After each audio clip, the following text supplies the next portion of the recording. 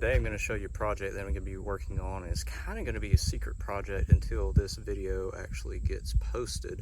But you see these vinyl shutters here, they're pretty worn out on the side of our house, and my wife really wants to replace them. We've talked about replacing them with other, shutters that you get from the store or whatever, or repainting them, because these have been painted before, but I really just want to replace them. So what we kind of decided on is going with cedar. I'm going to make some cedar shutters using just fence boards. So I've already got the fence boards, and she doesn't know that, but this will be coming shortly. So what we're going to do, I'm not going to film it, but I'm actually going to have her today help me get these down, and then we will go ahead and pressure wash the side of the house, because as you can see, it's that time. It's time to do it. It's getting some mildew on it, and so going to take these off, plug the holes, and then one day while she's probably gone doing something or at work or something like that, I'm going to start working on actually making the shutters, which should be pretty quick and easy. Once I get the first one down, I can kind of use it for a template. But yeah, it's going to be a fun little project, and hopefully I'll be able to get it done, record it all for you guys, and get it up one day before she sees it going up. Okay, so I'm about to start cutting the cedar boards. Well, actually, I already cut a few to make sure that this would work. Got to cut 24 of them, so I figured instead of having to measure, mark, and cut each one, maybe I could come up with something that will speed up my process. So this is what I did. I know that they've got to be 54 1/4 inch, and you can see right there I'm basically right on 54 1/4. And once I take this off, it'll work here.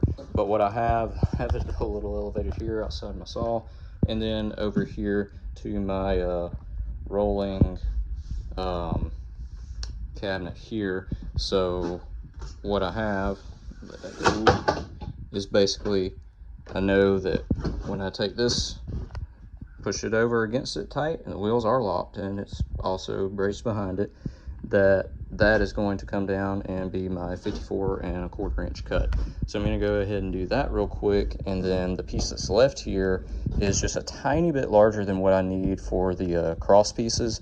So once I get all of these cut, I'll actually make myself another little jig to get these cut down to where I need them without having to, again, measure, mark, and cut each one.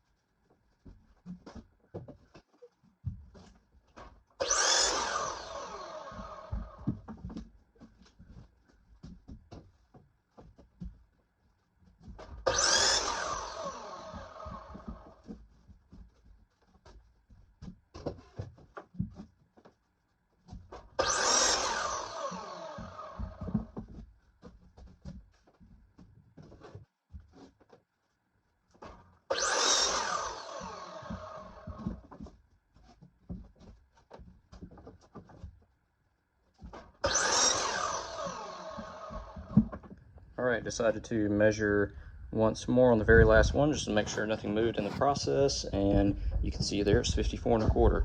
So what I got to do now is actually take these staples out of the end of all of these, because I'm only going to be cutting off maybe a 1/4 inch, and I'm sure those staples in it are in that far or more.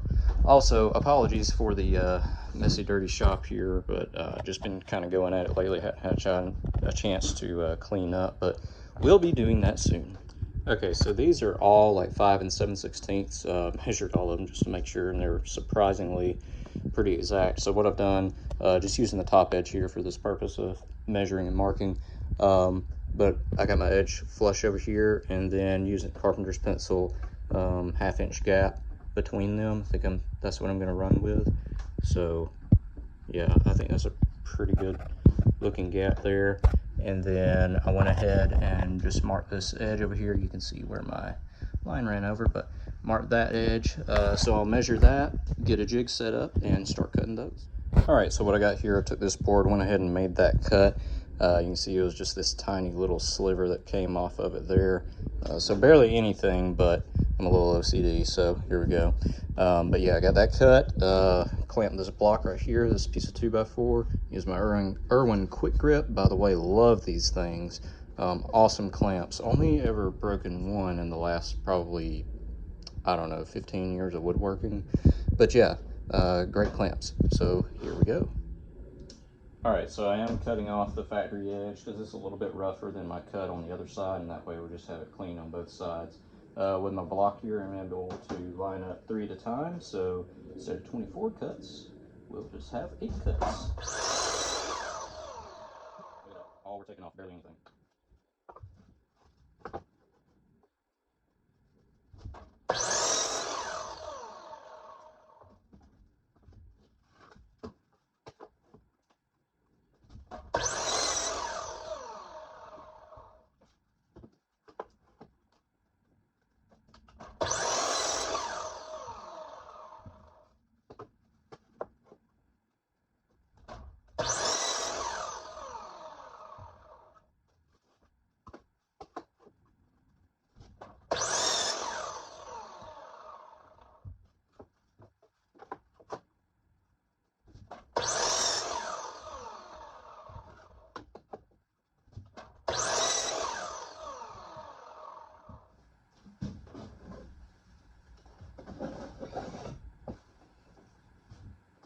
All right, and here we go. First to last board, just to show that the jig worked. Yep, right there. All right, next thing to do is start assembling these, and then we'll go put them on the house. All right, so getting these assembled. Here's the first one. Went ahead and just knocked this out real quick so I can show you what I'm doing. Got a little jig that I made here to get a perfect 90 degree. Well, a little off right there, but that's just because of how this is sitting now. So I got my cross pieces on here using 1 1/4 inch deckmate screws. So all of those, and then the 3 1/2 inch screws that I have that are also deckmate, same color, so you won't be able to tell the difference from just looking at the side. We go here, here, and then same on the bottom cross piece, here and here.